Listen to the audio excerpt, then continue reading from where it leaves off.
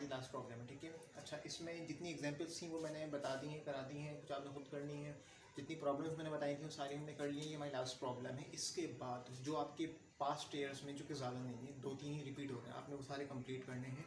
मैंने अनाउंस कर दिया है आपका जो अपकमिंग संडे आएगा उसमें जो कॉलेज के स्टूडेंट्स हैं उनका वो ऑनलाइन टेस्ट होगा हमारा चैप्टर 19 और 18 की तमाम प्रॉब्लम्स का। तो आपके पास कल और परसों का दिन है। जिस भी न्यूमेरिकल में कोई मसला हो तो आप मुझसे पूछ सकते हैं, but I want you to prepare honestly for the test. Thank you.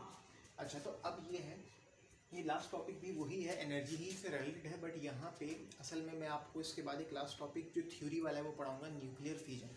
वो क्या होता है वो हम उसी वक्त देखेंगे। सिमिलरली न्यूक्लियर फिजन होता है और न्यूक्लियर फ्यूजन होता है। ठीक है, फिजन में असल में ये होता है कि एक न्यूक्लियाई जो है वो टूटता है और उस 2 छोटे न्यूक्लियाई बना लेता है, वो आप डिटेल में आगे पढ़ लेंगे।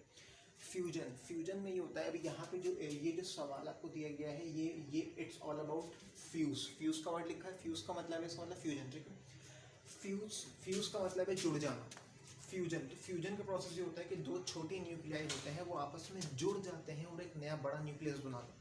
तो इसका मतलब होता है कि 2 छोटे न्यूक्लियाई को फ्यूज़ कर देना। जब हम 2 न्यूक्लियाई को फ्यूज़ करते हैं तो उसके लिए भी हमें काफ़ी एनर्जी चाहिए होती है। ठीक है, फ्यूज़ करते हैं, फिर जब वो जुड़ जाते हैं तो रिएक्टेंट से प्रोडक्ट बन जाता है। अच्छा, एक तो एनर्जी फ्यूज़ करने के लिए चाहिए होती है, फिर जब वो प्रोडक्ट बन जाता है तब भी उसमें से huge amount of energy release होती है। उसकी वजह ये है कि जो छोटे न्यूक्लियाई जो आपस में फ्यूज़ होते हैं उनका जो कंबाइंड मास होता है फ्यूज़ होने से पहले, ठीक है, वो ग्रेटर होता है। जबकि जब वो फ्यूज़ हो जाते हैं और एक नया हैवी न्यूक्लियाई बना लेते हैं तो उस प्रोडक्ट वाले न्यूक्लियाई का जो मास होता है वो रिएक्टेंट के मास से हमेशा थोड़ा कम होता है। जितना वो कम होता है उसके इक्विवेलेंट एनर्जी जो है वो रिलीज़ हो जाती है। बिल्कुल सिमिलर प्रोसेस की तरह है, बट फ्यूजन में ये है कि आपको रिएक्टेंट में 2 न्यूक्लियाई मिलेंगे, स्मॉलर न्यूक्लियाई। वो जब दोनों प्लस होंगे, ऐड होंगे, कंबाइन होंगे तो नतीजे में एक थर्ड एलिमेंट यानी प्रोडक्ट बनेगा और साथ साथ एनर्जी भी रिलीज होगी। इसको न्यूक्लियर फ्यूजन कहते हैं। ठीक है, फ्यूज होना।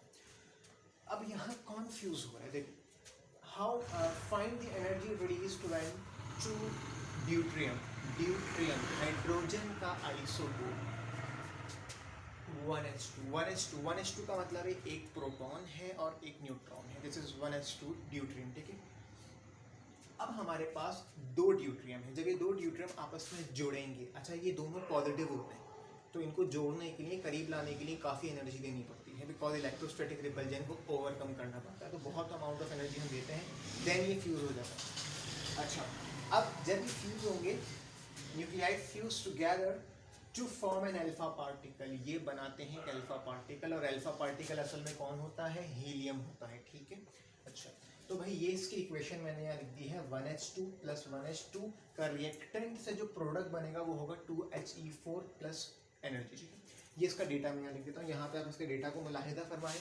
ठीक है, डेटा क्या है, एनर्जी मालूम करनी है जो कि आपकी ज़्यादातर जो है वो मिलियन इलेक्ट्रॉन वोल्ट में होती है। ठीक है, अच्छा, साथ में ये जो आपके पास रिएक्टेंट है और जो आपका प्रोडक्ट है, आपको इनके मासेस बताए जाएंगे एटॉमिक मास यूनिट में, गिवन होते हैं। सवाल में वैसे नहीं लिखे हुए बट ये आपको दिए जाएंगे। तो ये लिखा हीलियम 2He4, इसका जो मास है भाई एग्जैक्टली ये होता है मास, ये यहाँ लिख दिया। ये जो मास लिखा हुआ है एग्जैक्टली ये 1h2 यानी ड्यूट्रियम का मास है। ठीक है भाई, अच्छा, अब यहाँ पे डेटा हमने देख लिया। हमारे तरफ सॉल्यूशन पे, सॉल्यूशन में यह है कि इक्वेशन हमने लिखी। इक्वेशन लिखने के बाद आपको पता है आपने एनर्जी मालूम करनी है, और एनर्जी हमेशा आपको कैसे मिलेगी, जो मास डिफेक्ट होगा उसको मल्टीप्लाई कर दो 931.5 से। सबसे पहले आपने मास डिफेक्ट निकालना है। Mass defect multiply 931.5।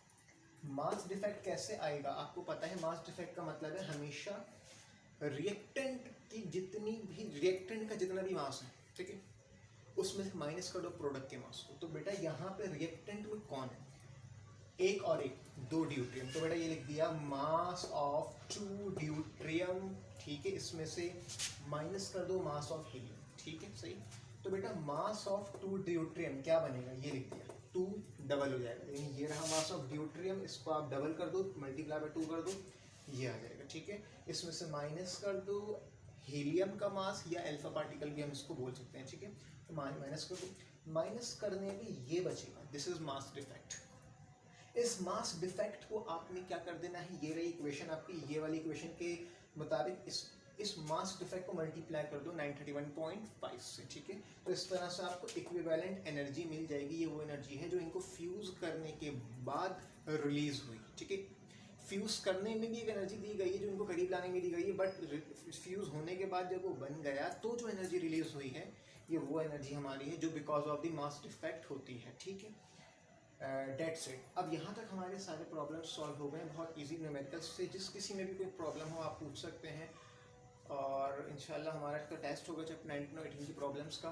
तो बेटा जो भी कोई आपको मसला हो, कोई परेशानी हो, वो आप मुझसे पूछें।